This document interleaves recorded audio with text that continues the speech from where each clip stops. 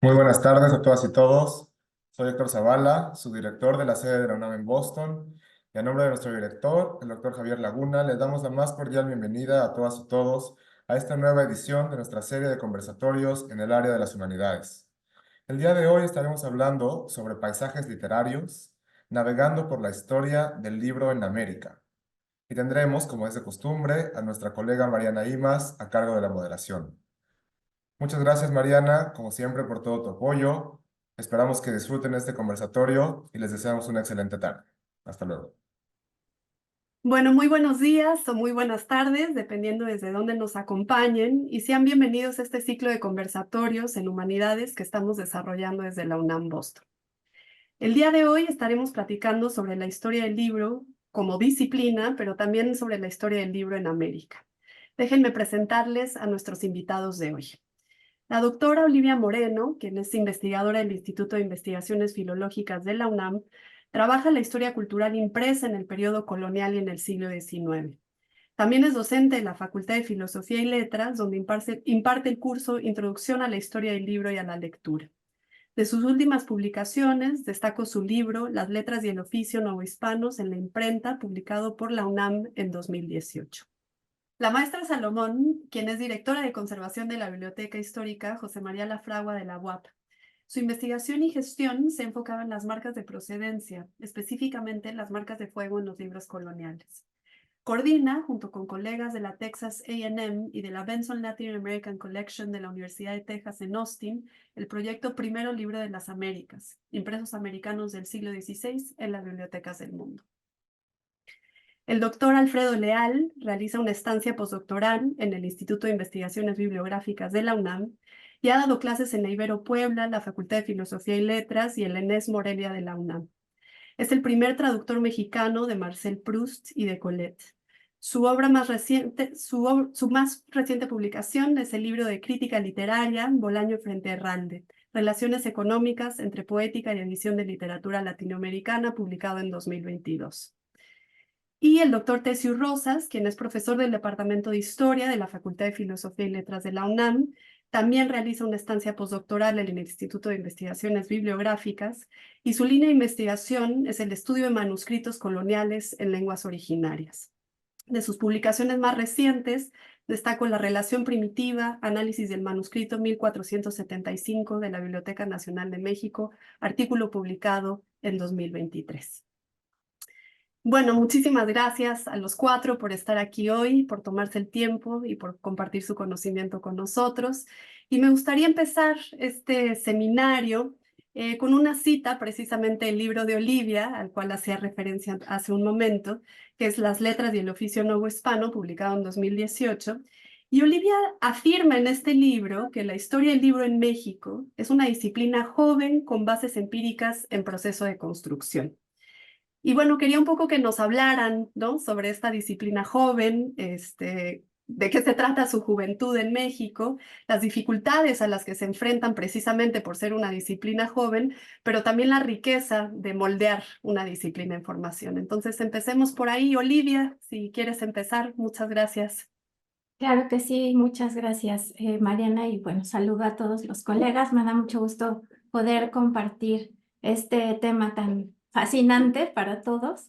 Y bueno, quisiera por principio empezar diciendo que la historia del libro quizás sea uno de los campos de investigación que, que han vinculado múltiples disciplinas, ¿no? La biblioteconomía, la historia, el estudio de la tipografía, el diseño, el estudio del manuscrito, la codicología, etcétera, ¿no? Es una disciplina muy rica en ese sentido. Es un trabajo que forzosamente requiere la multidisciplina.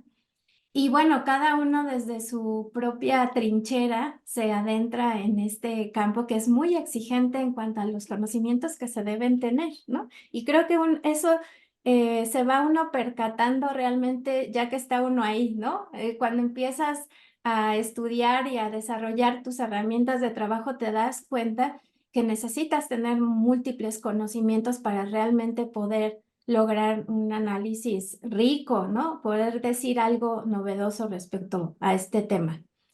Desde mi punto de vista, desde mi trinchera, que es la historia, cuando me refería a la juventud de la disciplina en nuestro país, pues bueno, tiene que ver principalmente con dos cosas, ¿no? Realmente, digamos, para mí la historia del libro como un campo de la historia o de la historiografía, realmente podemos decir que arranca a finales del siglo XX, ¿no? Principios del XXI.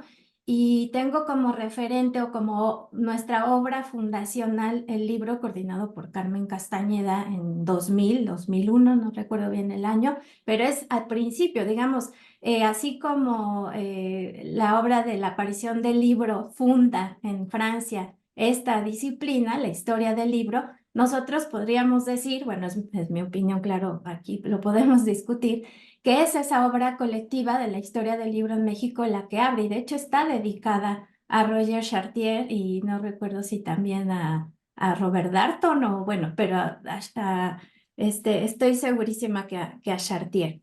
Entonces era una suerte de homenaje y una manera de decir, estamos abriendo este campo en México,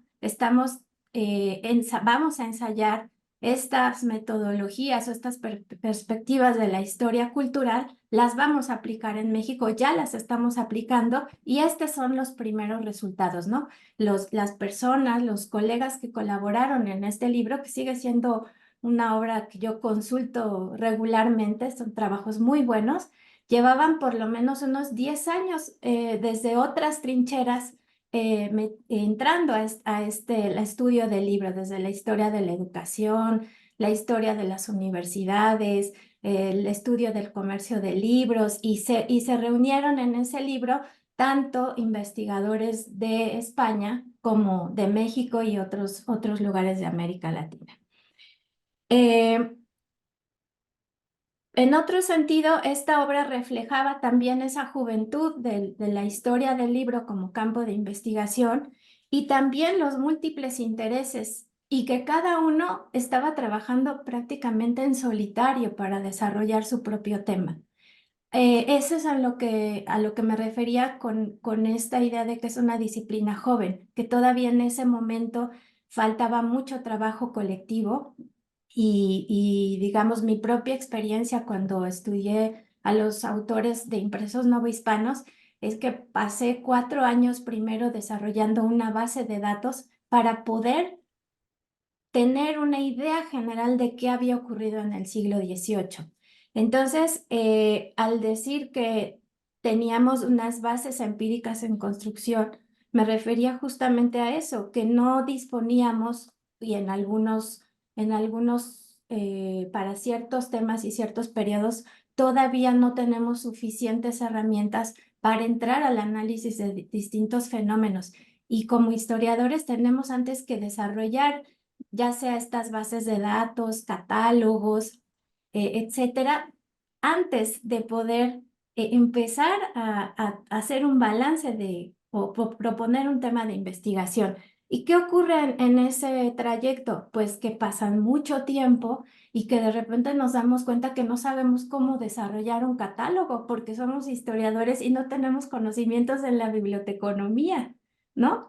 O resulta que tenemos que entrarle al estudio de ciertos manuscritos para poderlos comparar con sus versiones impresas, pero no tenemos bases en codicología. Entonces es ahí cuando uno se percata del reto que es la historia del libro y de que forzosamente tenemos que trabajar de manera colectiva para en un principio desarrollar todas esas herramientas que ya tenían, por ejemplo, cuando Chartier hace sus críticas a la historia tradicional del libro y que dice dejen de contar firmas y mejor hay que estudiar cómo leía la gente y no quiénes y qué leían, pero es que ya habían desarrollado una cantidad brutal de catálogos, de bases de datos, tenían, bueno, además el arsenal de libros que conservan en sus bibliotecas antiguas, en sus fondos antiguos, es impresionante. Entonces, había un trabajo que se había venido haciendo desde principios del siglo XX cuando llega esta nueva generación de Chartier a cambiar una perspectiva, pero la pueden cambiar precisamente porque ya había todo ese trabajo de bibliotecónomos, de codicólogos, de historiadores de la educación. Entonces creo que a nosotros todavía nos faltan muchos elementos y ciertamente también nos hace falta vincularnos más entre las distintas disciplinas sociales y humanísticas, ¿no? Entonces, ese era un poco lo que quería argumentar con esa frase, ¿no? De que había que construir todo primero, los cimientos, para entonces ya poder hacer la historia del libro, ¿no? Y que desarrollar eso nos ha llevado mucho tiempo, pero ha sido realmente impresionante lo que se ha logrado en la última década, ¿no?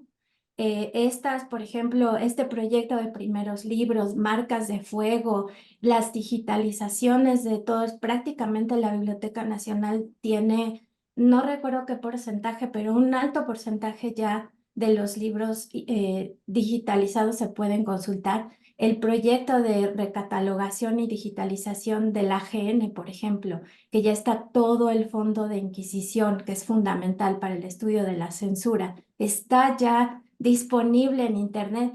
Todo eso realmente creo que es sumamente importante lo que ha ocurrido en ese sentido y que nos va a permitir y nos está permitiendo avanzar muchísimo en la investigación. Nos hacía mucha falta esas herramientas para avanzar en la historia del libro. Muchísimas gracias, Olivia. Tessiu, bienvenido, muchas gracias. Si quieres comentar algo sobre esto, por favor. Sí, muchas gracias.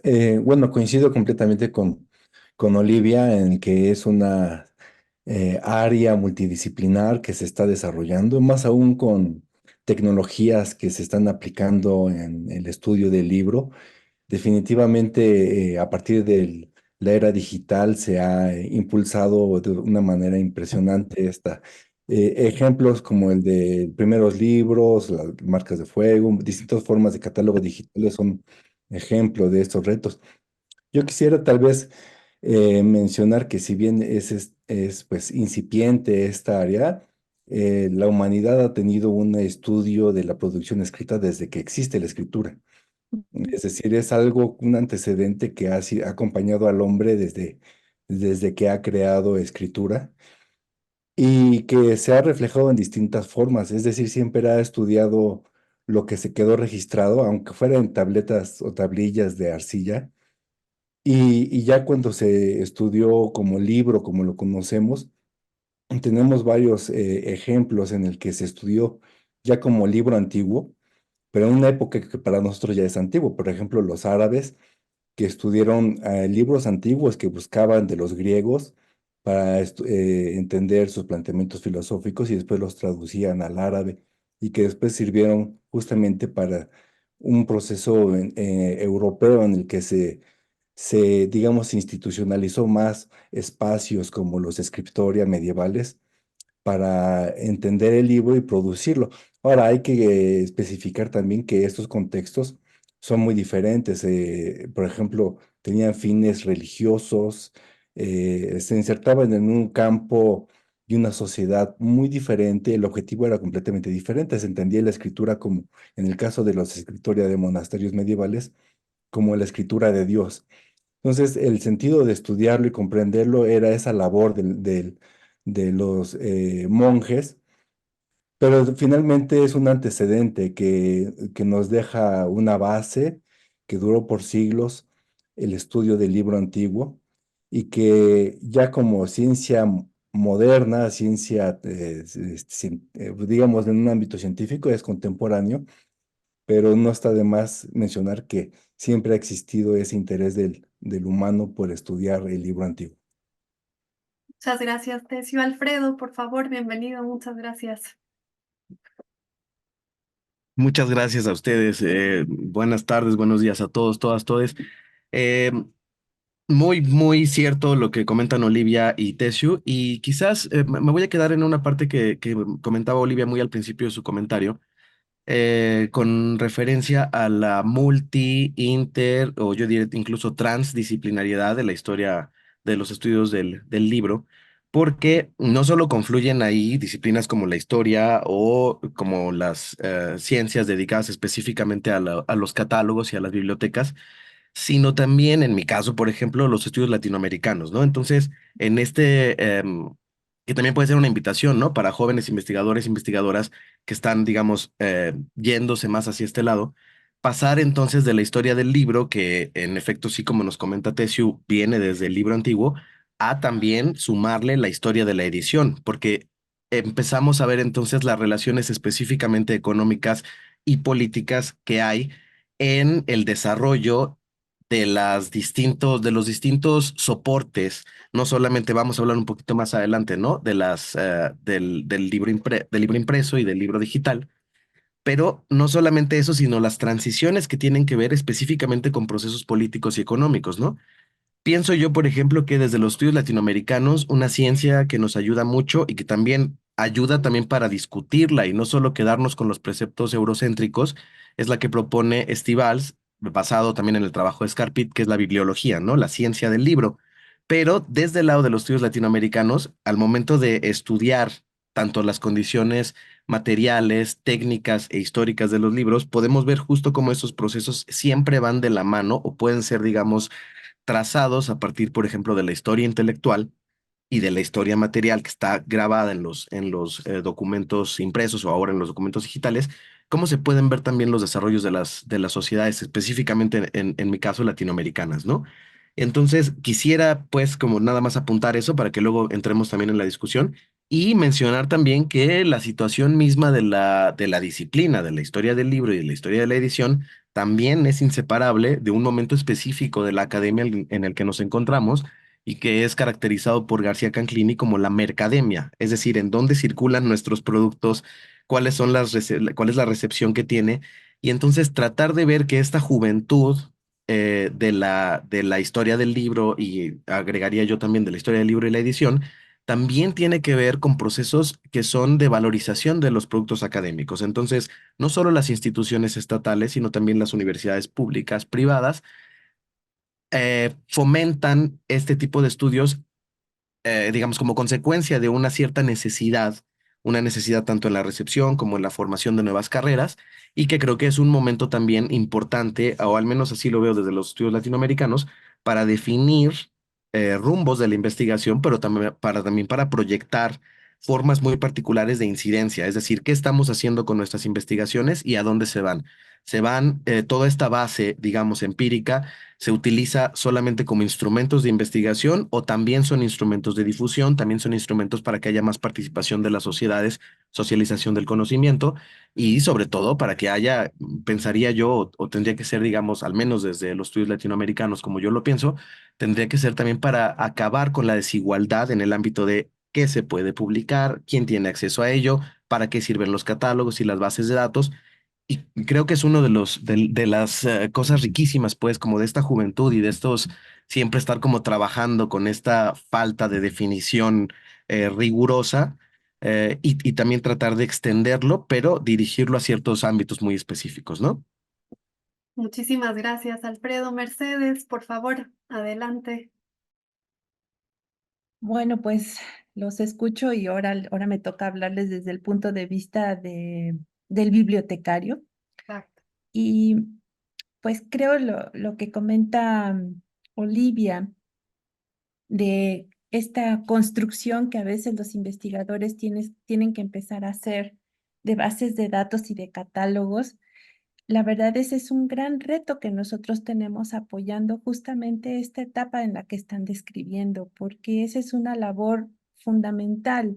Si nosotros no construimos catálogos bien trabajados con unas descripciones de buen nivel, pues los investigadores pierden muchísimo tiempo en armar lo que necesitan para poder definir un tema de investigación, ¿no?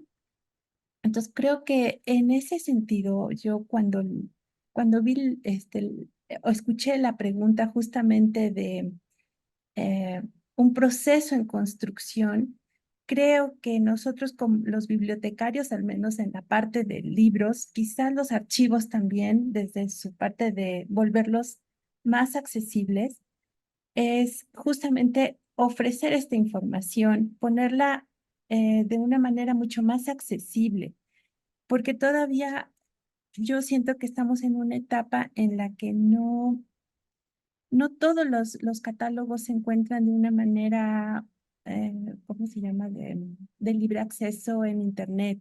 O sea, se quedan siempre, hasta que tú vas al lugar, lo puedes consultar. Y eso limita mucho las investigaciones porque cuando el repositorio que estás buscando no está cerca de tu ciudad, implica una mayor cantidad de gastos, ¿no? Entonces yo creo que también para nosotros es una gran labor contribuir en eso porque justamente lo que estaban diciendo, ¿no? La historia de la cultura, la historia del libro en México solamente se va a poder robustecer si sabemos dónde están esas fuentes pues primordiales, fundamentales para basar de ahí las investigaciones, ¿no? Sí, muchas gracias, Mercedes. Y justo vamos a quedarnos contigo un momentito más, porque precisamente uno de los recursos, ¿no?, que se han utilizado para estudiar la historia del libro, la historia de la edición, ha sido las marcas de fuego, y tú, digamos, te has encargado de estudiarlas y de gestionarlas. ¿Nos podrías hablar un poquito más sobre esta labor y sobre todo para el público que no sabe qué son las marcas de fuego, ¿no?, y qué nos permiten conocer? Claro. Bueno, mira, empecemos por describirlas. Exactamente como lo que tú dices, mucha gente, aunque no lo crean, a veces no lo tienen muy claro. Y bueno, pues la verdad es que las marcas de fuego empiezan siendo, o sea, se considera una tipología entre otras diversas que hay para marcar procedencias. Digamos, el ex libris debería de ser o está considerado uno de los más fáciles formas de ponerle una pertenencia a un libro. Es muy directa, es muy lógica, o sea, inmediatamente tienes información de quién es el poseedor del libro. Pero la marca de fuego, según Ricardi, es una marca de las más complicadas porque tiene su problemática para poderla identificar. No es tan transparente, no te dice inmediatamente quién es el propietario, ¿no? Y a veces cuando la marca de fuego no está acompañada de justamente otro tipo de testimonio, como puede ser una anotación manuscrita, y cuando estos ejemplares se quedan separados del resto de su conjunto, pues cuesta mucho más trabajo poderlas identificar. Aún así, se puede lograr, se van haciendo. Y bueno, la marca de fuego en sí, lo que la hace diferente es que es una impronta que es hecha, o sea, carbonizada, que realmente se logra realizar con un instrumento de hierro, el cual va a ser calentado lo suficientemente para plasmar un sello en alguno o en varios cantos del libro. A veces solamente se pone en el canto superior, a veces en el canto inferior, a veces en el lateral, a veces va en los tres. Esporádicamente lo puedes llegar a encontrar incluso en la portada, en alguna de las guardas y en la encuadernación. Pero bueno, obviamente cuando esto sucede, pues ya se llega a generar una problemática de quemar bastante el papel, ¿no? Dependiendo el calor, ¿sí? Y bueno, pues la práctica del marcaje con fuego fue muy frecuente en el periodo virreinal y tuvo su mayor auge durante el siglo XVII. Y bueno, también al principio se pensó que era una práctica que había estado más en Nueva España, pero a lo largo de 14 años de que el catálogo ha estado en línea, ya podemos estar más seguros de que es una práctica que circuló en todas los territorios que estuvieron bajo el dominio de la corona española. Aunque sí, para nosotros Nueva España presentó una enorme variedad de improntas, pero no significa que no haya una gran variedad en otras partes. Recientemente hemos estado ya incluyendo en el catálogo las primeras marcas peruanas y bolivianas, y estamos notando que también hay una gran variedad, solo que como dice Olivia, pues de nuevo entramos en esa parte de construcción. Los catálogos de marcas de fuego, el primero empieza justamente en 1925 y tarda más de 25 o 30 años en salir el siguiente, y son como esfuerzos muy locales, muy de decir solo las marcas de fuego de esta biblioteca, y no un conjunto colectivo que te permite entender la fuerza de ese marcaje, ¿no? Entonces ahora que estamos incluyendo las pocas que hemos podido ya tener de Perú y de Bolivia, vemos que también allá hay una riqueza impresionante, ¿no? También estamos encontrando recientemente más bueno, habíamos tenido ya desde el 2002 una de Barcelona. Ahora recientemente pudimos agregar nuevas de las Islas Baleares y una también de en, en Padua. Entonces, es muy interesante cómo empieza a generarse un abanico mucho más grande que cuando empezamos el catálogo. Nuestra mirada era solamente Nueva España, ¿no? Y ahora no, ahora ya tenemos una posibilidad enorme también de entender cómo se están moviendo, porque en las Islas Baleares encontramos libros con marcas de fuego de Nueva España. Entonces, esa circulación del libro y de cómo los libros nunca están quietos, van, vienen, viajan, se prestan, se regalan, se intercambian, ¿no? Claro. Es muy interesante. Muchísimas gracias, Mercedes. Y déjame, esta intervención me permite que empecemos a discutir un poquito más a fondo, ¿no? La historia del libro impreso en México en particular, ¿no?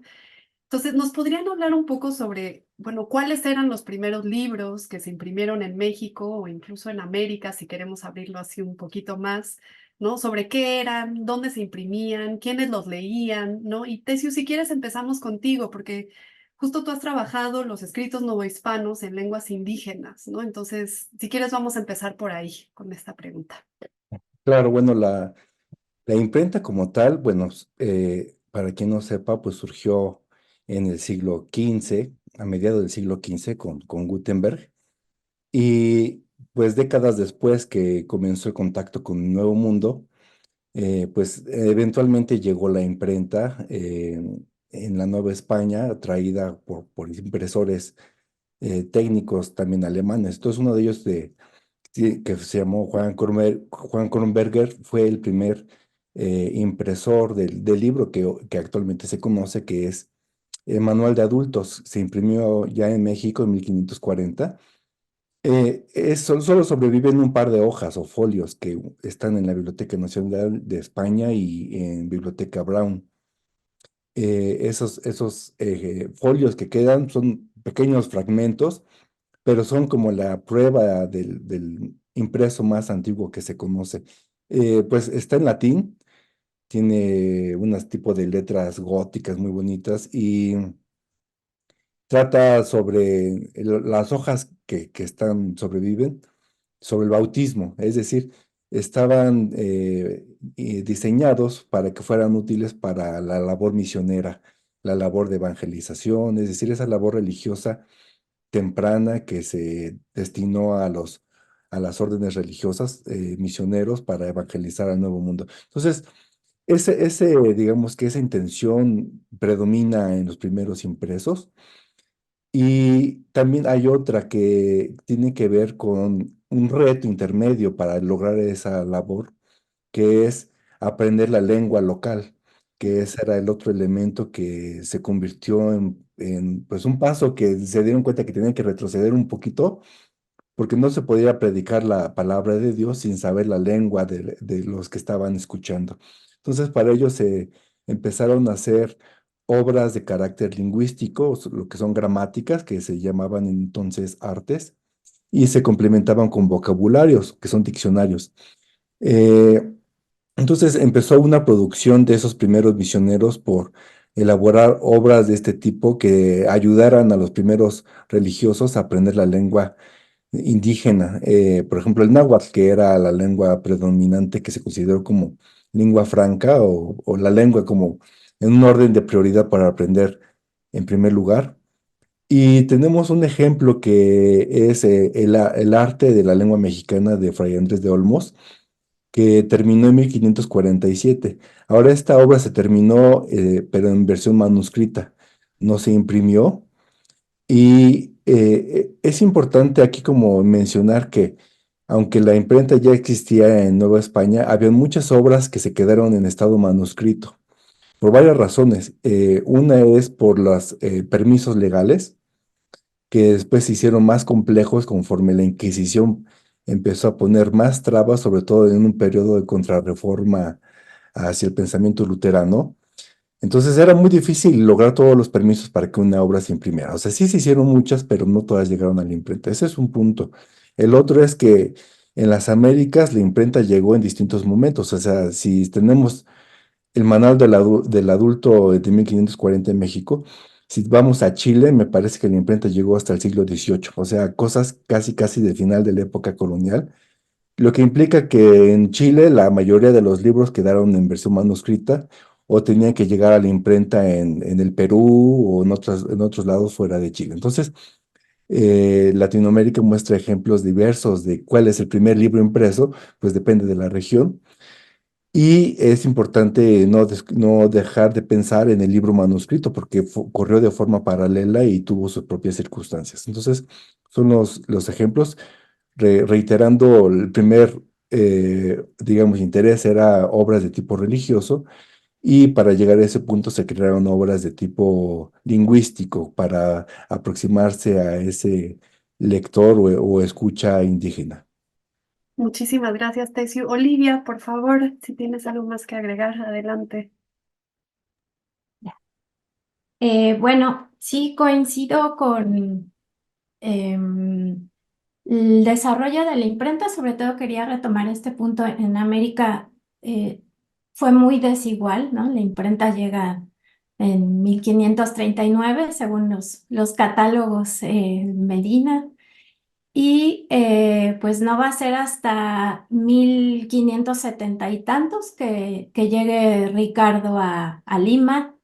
Y en efecto, ¿no? En el resto de América Latina hacia el sur, pues la imprenta realmente es un fenómeno ya más del siglo XVIII, ¿no? Entonces la imprenta va a estar prácticamente en América concentrada en los dos primeros siglos, en la Nueva España, en México, en Puebla, que arranca un siglo después, a mediados del XVII.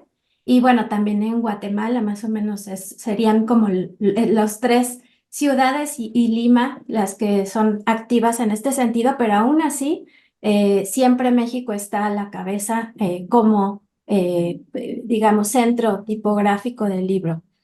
En cuanto a los primeros impresos, que Mercedes podrá comentar muchísimo más porque es muy estudiosa de este periodo, pero bueno, efectivamente, como menciona Tesio, pues son libros, sobre todo son para apoyar el proyecto de la evangelización y la colonización.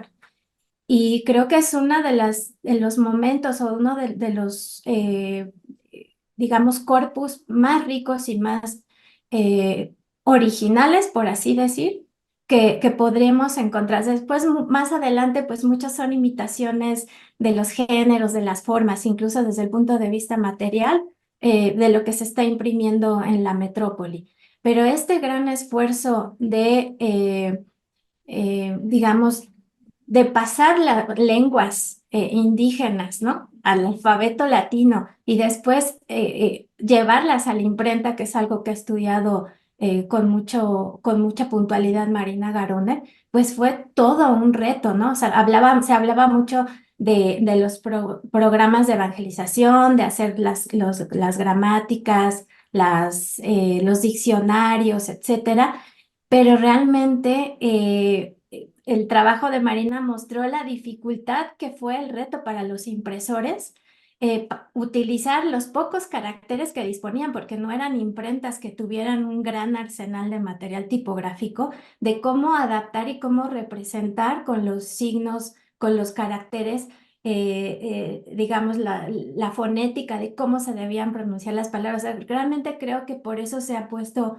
mucho énfasis en el estudio de esta primera producción impresa de América, porque sí, en muchísimos sentidos, creo que es un momento único Y después vendrán todos los problemas, como menciona Tessio, a raíz de la reforma protestante, del cisma religioso, todo el programa de Trento, de contrarreforma, de simplemente parar la educación religiosa entre los naturales, pero también un temor a que las lenguas vernáculas, vulgares, romances, todo lo que no sea latín llegue a la imprenta. Entonces, es un momento, el de Trento, en donde paradójicamente, por un lado, quieren reforzar la fe cristiana, pero también es un temor hacia el libro se vuelve un enemigo para la iglesia y donde se va a evitar a todos, o sea, están tratando de evitar que esas lenguas que habla la gente común, los naturales, el vulgo, como les llamaban ellos, lleguen a la imprenta.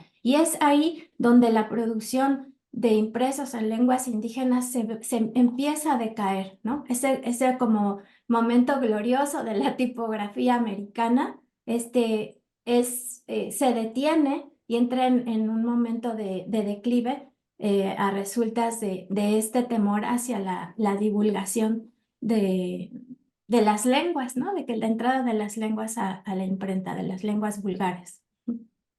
Muchísimas gracias, Olivia. Y bueno, me gustaría como, porque estamos hablando como de dos disciplinas, pareciera, ¿no? Como una, la historia del libro como disciplina en sí, y luego la historia del libro en América, ¿no? Y cómo es que estas dos cosas interactúan la una con la otra. Entonces me gustaría, Alfredo, Mercedes, si nos pudieran hablar un poco, si quieren comentar algo de la pregunta anterior, adelante, pero ahora un poco también comentarnos sobre la idea de la catalogación, ¿no? Porque los dos han trabajado esto, incluso Alfredo, tú ahora estás en el proyecto postdoc, que estás intentando pensar en nuevas formas, ¿no? De catalogar sobre todo los libros en América Latina. Entonces, si nos pudieran hablar también sobre la importancia de esta labor para también entender qué se leía, ¿no? O sea, cómo es que estas dos cosas interactúan la una con la otra. Entonces, Alfredo, si quieres, empezamos contigo ahora y luego Mercedes.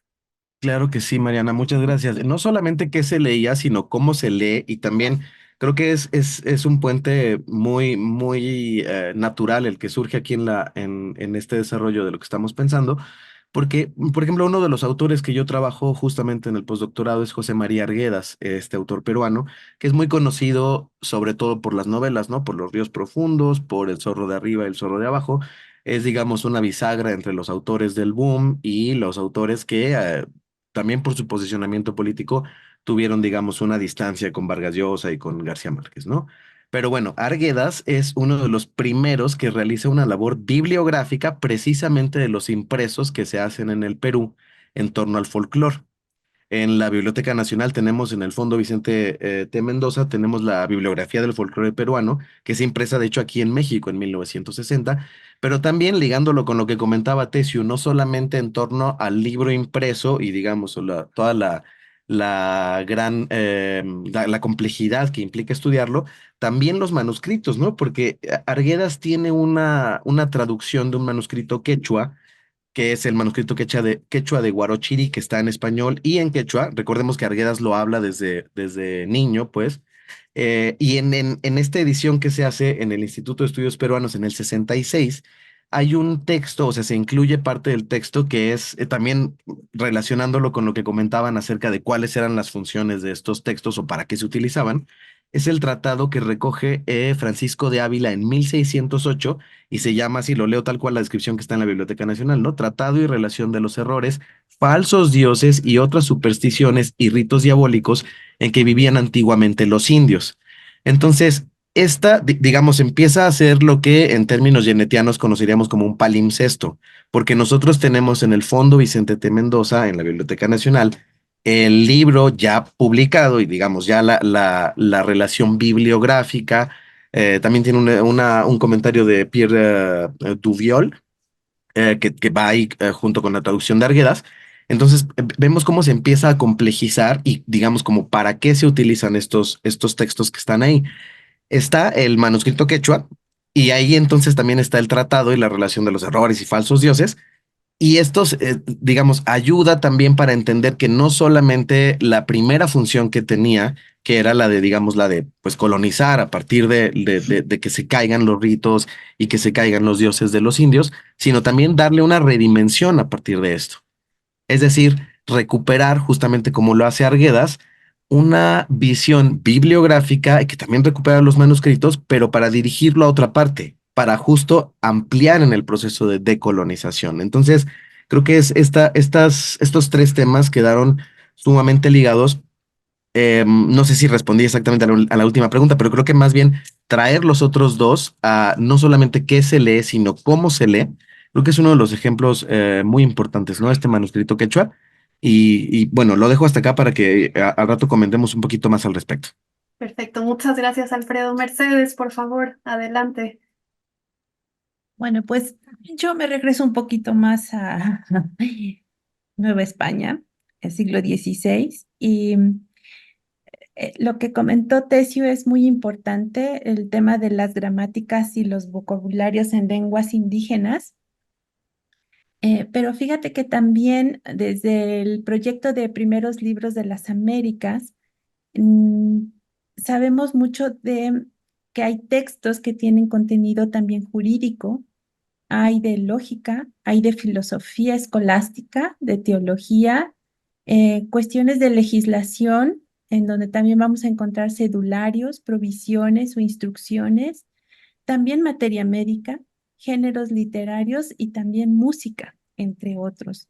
Entonces, la verdad es que aunque los que mencionaron Olivia y Tesius son, digamos, las ramas más importantes y, digamos, ahí la parte de para qué se hacían y quiénes los usaban, los otros son los que a lo mejor hay menos ejemplares representativos y también de los pocos que sobreviven, que esa es otra cosa muy interesante que también sucede con la primera imprenta.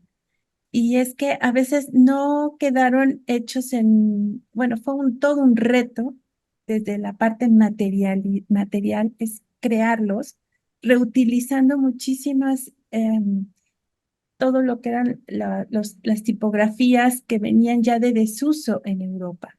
Solamente el tratado de medicina, el primer tratado de medicina en América, que son los Opera Medicinalia, pues quedó hecho la mayoría en tipografía gótica, que ya en Europa casi nadie leía en gótico, más que en algunas áreas todavía ya muy lejanas, donde también la imprenta llegó más tarde, pero y combinado con algunas otras familias incompletas de tipografías humanísticas, ¿no?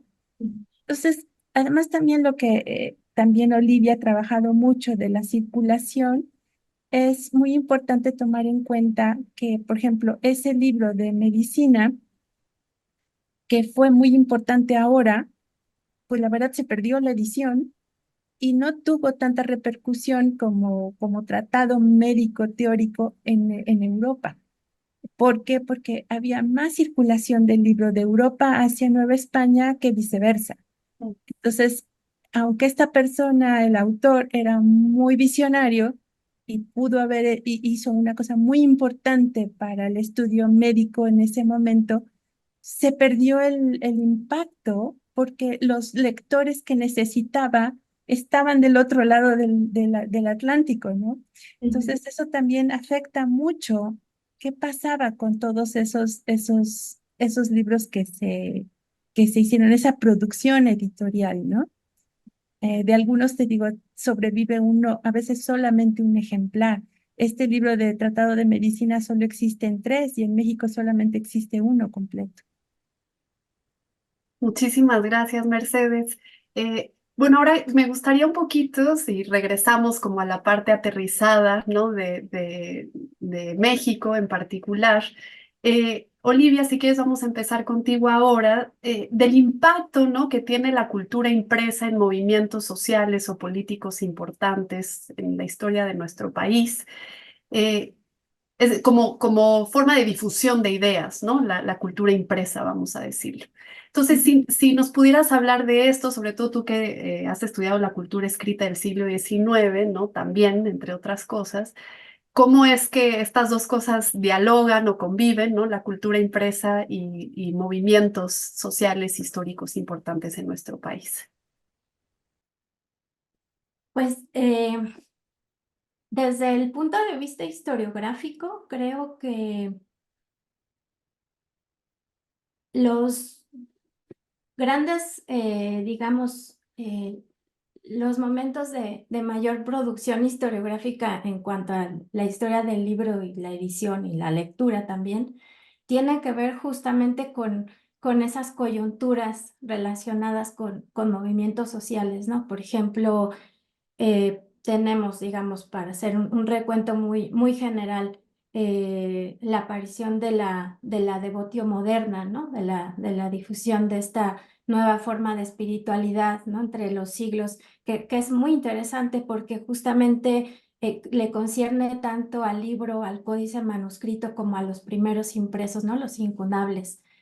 Es un fenómeno que le da muchísimo impulso al libro en la Baja Edad Media, pero también ya en el momento en que se empieza a difundir la imprenta, pues todos estos tratados que ya circulaban quizás el ejemplo más importante sea la imitación de Cristo, el Contentus Mundi, ¿no? Que bueno, es una obra que se sigue leyendo, pero leyendo en serio, ¿no? No por mera curiosidad erudita o bibliográfica, ¿no?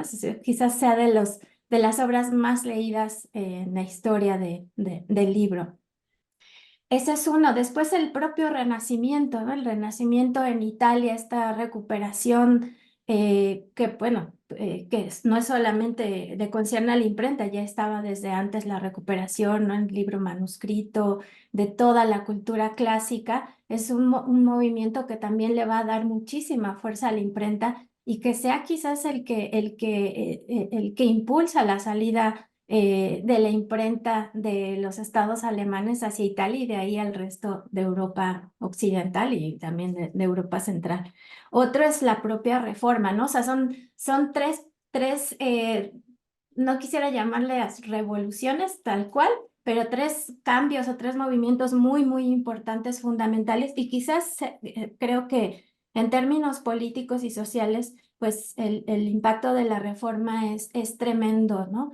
O sea, es realmente cuando la imprenta muestra ese gran potencial que tiene de difundir de una manera muy rápida en miles y millones de copias, ¿no? O sea, se ha estudiado mucho el fenómeno que fue Lutero en la imprenta, ¿no? Y bueno, todo lo que viene, creo que es un momento también, es un parteaguas para la historia del libro y la historia de la edición, porque digamos, divide el orbe cristiano en dos espacios y también eso va a cambiar radicalmente la historia del libro en adelante, ¿no? El control que empieza a tenerse sobre la imprenta. Después, pues otro momento muy importante, quizás no se ha estudiado tanto, al menos no de este lado del mundo, pues la revolución científica en el siglo XVII y todo eso se ha estudiado mucho más en Europa. Creo que ha tenido mayor impacto en los estudios del libro en América Latina, la ilustración, ¿no? La difusión de las luces, sobre todo con impresos que vienen de fuera, y bueno, también cómo circulan, ¿no? Todas estas pues sociabilidades que son bastante difíciles de detectar. Y bueno, ya más adelante, pues el boom que tiene la prensa y la folletería política, pero eso es a raíz de la libertad de imprenta, ¿no? Entonces, digamos, son estos momentos que justamente son estos grandes bloques en donde la historiografía está mucho más abultada y tienen que ver con esto, pero desde mi punto de vista, creo que quizás lo que conozco más es el momento de la ilustración, pues que sí hace falta investigaciones como más puntuales, ¿no? Sobre el asunto, qué tanto de verdad circularon estas obras de la ilustración, el control que había era muy fuerte.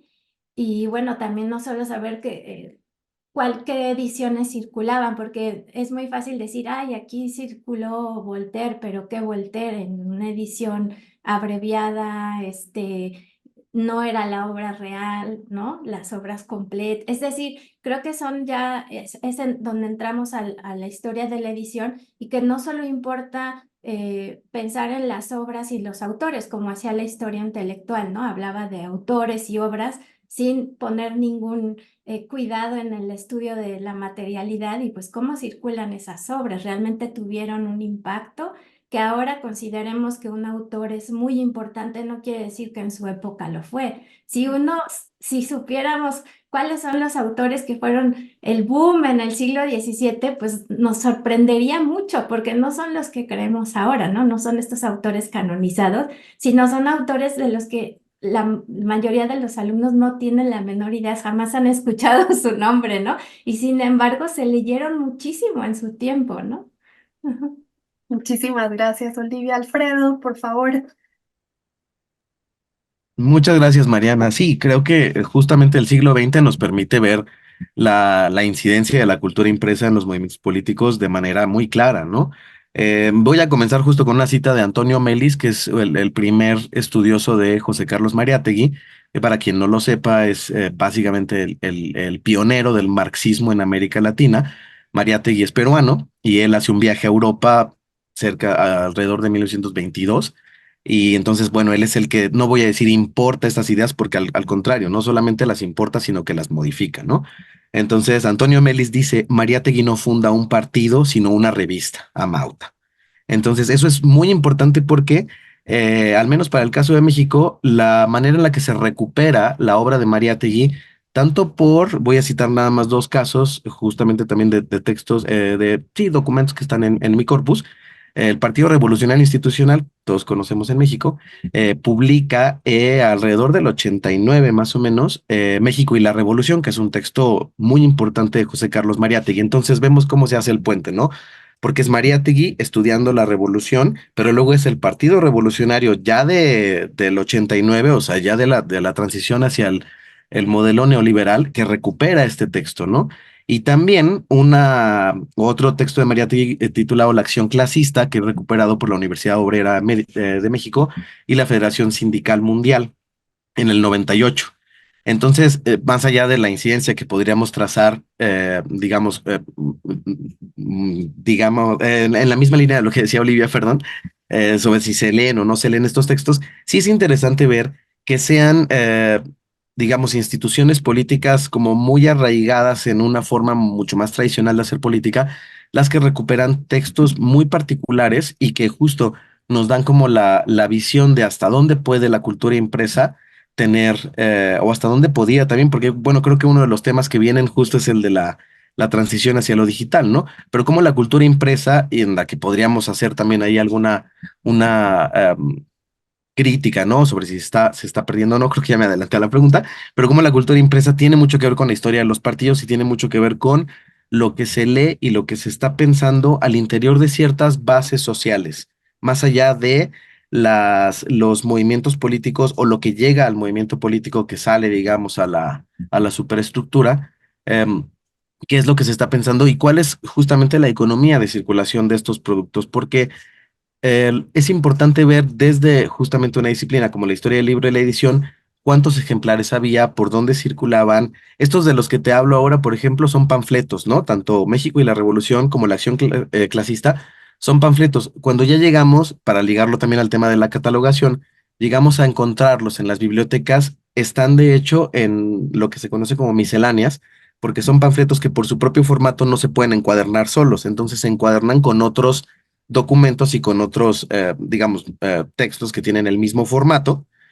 para que entonces sea más accesible para el lector. Pero esto también genera una situación, digamos, una tercera situación, que es la de entender cómo el orden bibliográfico y el orden de la catalogación te está proponiendo también un cierto sentido a la lectura, ¿no? Todos estos documentos que pertenecen a la cultura impresa en la catalogación se encuentran al lado, se encuentran cobijados por publicaciones que no necesariamente tienen que ver en términos de la historia de la publicación, sino en términos más bien como del contenido. Entonces creo que es muy complejo y nos permite pensar mucho en cómo se desarrollan tanto los movimientos políticos como se desarrollan las bases de estos movimientos. Muchísimas gracias, Alfredo. Y bueno, en estos minutitos que nos quedan, Me gustaría, como para cerrar este conversatorio, Tesio, si quieres, ahora empezamos contigo, precisamente esta reflexión a la que apuntaba Alfredo hace un segundito, la transición a la cultura digital, ¿no? Si estamos perdiendo la cultura impresa, ustedes, ¿no? Como expertos en historia del libro, expertos en la historia de la impresión, ¿es esto un problema, ¿no? Estamos perdiendo la impresión, y si es, o sea, si es algo de lo que nos deberíamos de preocupar o no. ¿Cómo lo ven? Tesio, empezamos contigo. Muchas gracias. No, de qué, Mariana. Yo creo que yo no le veo algunas, ese modo pesimista como purista del impreso al digital, porque hay muchos elementos que cuando se aplican, como lo mencionaba Mercedes, con, por ejemplo, catálogos que se logran digitalizar o se crean bases de datos, el impacto digital que tiene es impresionante. O sea, realmente potencia el acceso a ese conocimiento escrito y a mí me parece fenomenal. Y por otro lado, los registros impresos en papel, pues son parte de nuestra historia, o sea, son objetos de estudio que también nos aportan mucho, pero finalmente esa transición entre el papel o lo material y lo digital es algo que ya se ha transitado de otra manera. Por ejemplo, cuando se transitó del manuscrito al impreso, con la imprenta, era una misma, digamos, revolución tecnológica que hizo un cambio que implicó un acceso al conocimiento, a lo escrito, también que magnificó. O sea, la etapa de transición de lo escrito ha pasado por múltiples épocas. Lo podemos ver incluso en la antigüedad, de las tablillas de arcilla que pasaron después a la piedra, que duró, y después de la piedra al papiro. Entonces, eso es algo que siempre ha existido, esa transición, y que tal vez si lo consideramos más como el soporte, es decir, como ese material que está conteniendo la escritura, podemos dejar como de pensar un poco como así como, ay, qué malo que se está acabando el papel y se está diciendo digital, sino qué bueno que se está logrando esta transmisión de conocimiento en un nivel mucho más amplio. Entonces, tiene varias aristas, por supuesto, yo que estudio el libro antiguo y necesito revisar físicamente el ejemplar, pues para mí es un objeto de estudio que no lo puedo cambiar por una versión digital, simplemente, incluso la versión digitalizada de un ejemplar antiguo para mí me limita porque tengo que estudiar los cantos, el papel, las marcas de agua. Es decir, para mí en mi estudio como especialista del libro material, la digital no suple lo que yo requiero. Sí requiero estudiar el libro antiguo en papel, pero en términos civilizatorios, históricos, me parece que es una maravilla que haya una transición. Muchas gracias, Tesio. Mercedes, por favor. Pues escuchando a Tessiu, te puedo decir que yo también creo que ahorita es un momento en que están conviviendo ambas y yo veo la cultura digital de una manera de apoyo. Como dice Tessiu, hay investigaciones que requieren necesariamente la materialidad del libro, o sea, es mandatorio. Sin ver el ejemplar, no concluyes muchas cosas. Mira, recientemente tuve una investigadora que me dice, ya vi tu catálogo, ya sé que tienen el libro, ¿cómo se llama? Ustedes, está muy bien la descripción, pero yo necesito ver más datos en el ejemplar si fue censurado o no fue censurado. Aunque nuestra descripción es sumamente detallada, ella necesitaba llegar al original y verlo porque eso son cosas que no logramos ver si no está digitalizado. Ahora, creo que para nosotros la digitalización no tenemos los recursos y muy pocas bibliotecas en México tienen tantos recursos para poder volver colecciones completas digitales. En realidad son como ventanas em, para que los investigadores sepan lo que tienes y a lo mejor tener una política muy clara de digitalización sobre qué es lo que quieres realmente digitalizar y poner. O sea, cuál es la prioridad. Porque no puedes con todo, ¿verdad? No nos alcanzan los recursos. La verdad, sí es muy costoso. Y sí, sí creo que están hermanados, pero y no se va, no, creo que no se va a acabar, como dice Tessio, siempre son transiciones Y lo más importante que ahorita nos toca a los que estamos sosteniendo ya pedacitos de colecciones digitales y los libros que nacen ya de forma digital es preocupémonos por su conservación, porque sí, todavía yo siento un poco endeble pues su permanencia. O sea, yo todavía te puedo poner un incunable de 1482 en tus manos y no hay problema. Sin embargo, hay libros electrónicos que ya no puedes abrir. Entonces, ese, digamos, sería el gran reto que tenemos, pues todos los que estamos generando esa producción digital. Muchísimas gracias, Mercedes. Yo sé que estamos sobre el tiempo, pero por favor, aguánteme unos minutitos para escuchar a Olivia y Alfredo. Por favor, Olivia, adelante. Pues también coincido con Tesio y con Mercedes. Yo lo pienso más desde el punto de vista de la lectura, simplemente, por ejemplo, de leer una novela o, no sé, un libro académico, un libro de historia.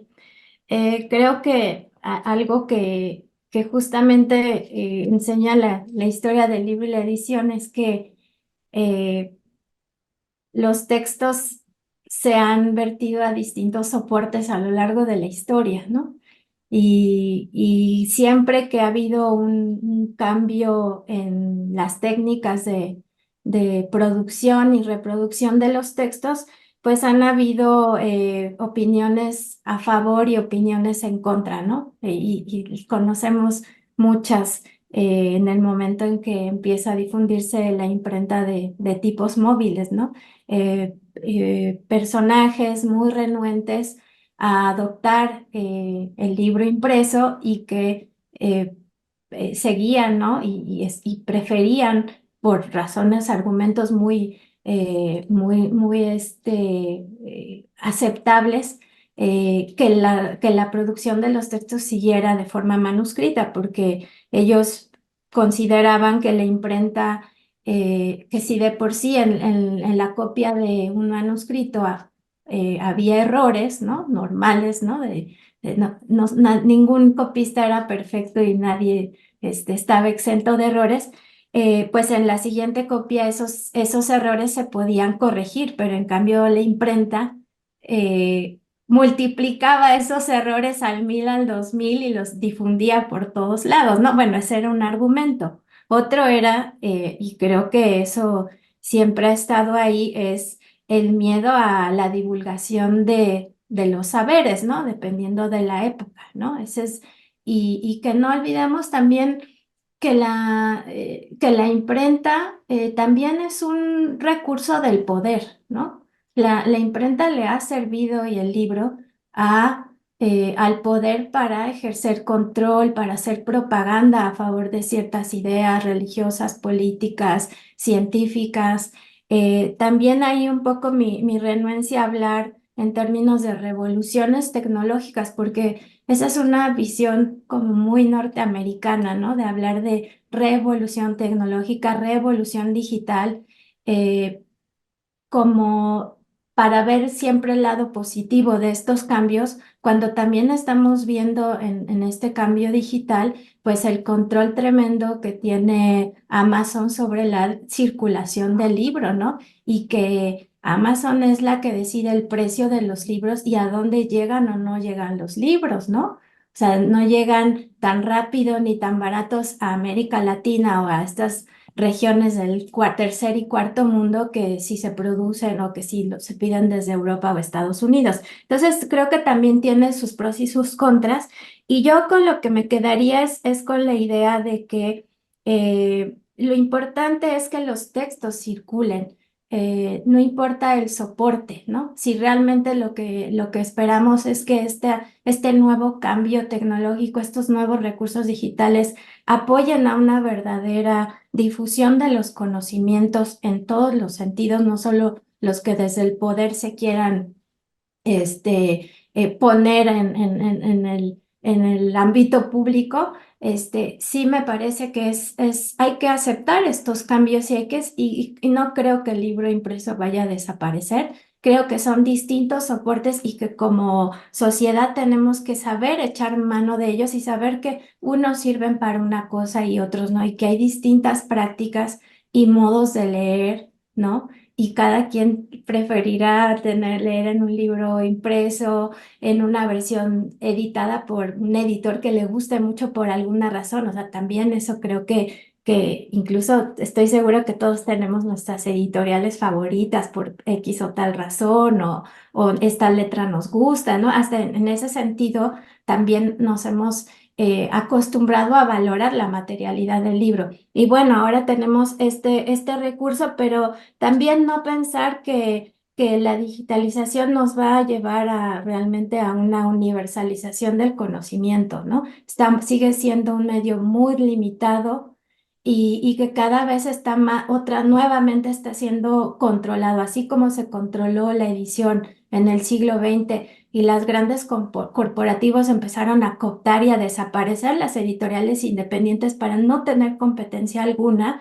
Igualmente están haciendo estos dueños de estas plataformas digitales de apropiarse también de la circulación del libro digital y del libro en papel. Entonces, tenemos que estar como muy a las vivas de lo que está pasando y, también, y por esa razón defender al libro de papel, porque creo que el de papel se defendería más de esta cooptación, ¿no? Que estamos viendo en el medio digital, o lo que está pasando con el libro digital. Esa es mi Muchísimas opinión gracias, personal. Sí, gracias, Alfredo, por favor. Bueno, pues ya después de todos los puntos hacia donde apuntó Olivia, yo creo que ya nada más podría yo cerrar con una recomendación. Justamente un texto que coordina Néstor García Canclini que se llama Hacia una antropología de los lectores, que aparte me sirve, bueno, la recomendación para eh, digamos, hablar de las funciones de las bibliotecas digitales, porque te dejo el link ahora que terminemos, pero está en la biblioteca digital Juan Comas y ahí está el libro disponible sobre todos estos cambios, ¿no? Desde una perspectiva antropológica, cómo se pueden pensar todas las transiciones hacia lo digital. Nada más que sí quisiera, lo único que sí quisiera retomar es esta parte que mencionaba Olivia, que me parece muy interesante, ¿no? La imprenta como recurso del poder y sobre si se puede o no tener, digamos, más control sobre a quién llega los libros de la manera, digamos, tradicional. Yo no creo que se tenga que dejar de hablar de cultura impresa en el caso de encontrarte con soportes digitales. Creo que de cualquier manera la palabra impreso podría de alguna u otra forma funcionar y es un poco lo que propone García Canclini, ¿no? Que al final parte de esta misma cultura de la lectura y de lo impreso es también estar mandando mensajes, es también, o sea, ¿por qué tendríamos que hacer esa decisión, digamos, culturalista? Bueno, recordemos también que García Canclini es uno de los primeros en apuntar como hacia cómo el Estado controla, digamos, los modos hegemónicos de la lectura o de la producción de libros y cómo entonces son los capitales privados los que tienen, digamos, como todas estas revoluciones, ¿no? Estoy totalmente de acuerdo con lo que dijo Olivia en ese sentido y quisiera nada más cerrar entonces con esta cita del filósofo Mauricio Lazzarato, que habla, bueno, para él, digamos, se va un paso o dos más allá de Foucault y del control biopolítico y trata después de interpretar la situación del mundo globalizado. Él habla no de globalización, dice, bueno, globalización es un término, digamos, muy soft para llamarle a la contrarrevolución, o sea, a tratar de mantener el control sobre todos los grupos explotados que se pueden sublevar de alguna u otra forma. La digitalización, como bien lo decía Olivia, en efecto sí produce mucho más control, no solo en la producción, sino en quiénes son los que tienen acceso a eso. Y entonces cerrar pues con esta cita de Lazzarato que dice, el primer botín de guerra es la lengua del colonizado. Entonces, cuando pensamos, por ejemplo, en todas las transnacionales, en Planeta y en Random House, que controlan todos los sellos, porque al final de cuentas la estrategia es muy interesante, ¿no? Tú sigues viendo un libro de Sudamericana o sigues viendo un libro de Joaquín Mortiz, pero ya no son ni los capitales ni las estrategias que se utilizaban para armar los catálogos de esas editoriales, sino que son estrategias pensadas solamente para la mercantificación de la lengua del colonizado. O sea, siguen siendo procesos de colonización. El hecho de que las transnacionales controlen todo lo que leemos y que a final de cuentas la gente termine creyendo que el autor o la autora que ganan el Alfaguara o el Herralde de novela son los únicos que existen, sigue hablando de ese botín de guerra que es ya no quizá la lengua del colonizado, pero sí el hecho de que Anagrama tenga sus publicaciones de autores peruanos o colombianos que solo circulan en Colombia, pero bueno, entonces lo agrega a su catálogo para que desde España se vea como que tenemos mucha inclusión y etcétera. Al final de cuentas son procesos muy complicados, y son procesos que no se pueden solamente eh, pasar por alto y que creo para cerrarlo para tratar de hacer el puente con la primera de las preguntas, creo que es una de las tareas fundamentales de la historia del libro y la edición, tratar de centrarse en los procesos ya no solo de recepción, sino en los procesos de producción de estos nuevos soportes. Muchísimas gracias, Alfredo. Y bueno, muchísimas gracias a todos por tomarse este tiempo. Olivia, Mercedes, Tesio, Alfredo, gracias por participar en este conversatorio. Y bueno, hasta la próxima. Muchísimas Muchas gracias. gracias. Gracias. Muchas gracias. Gracias.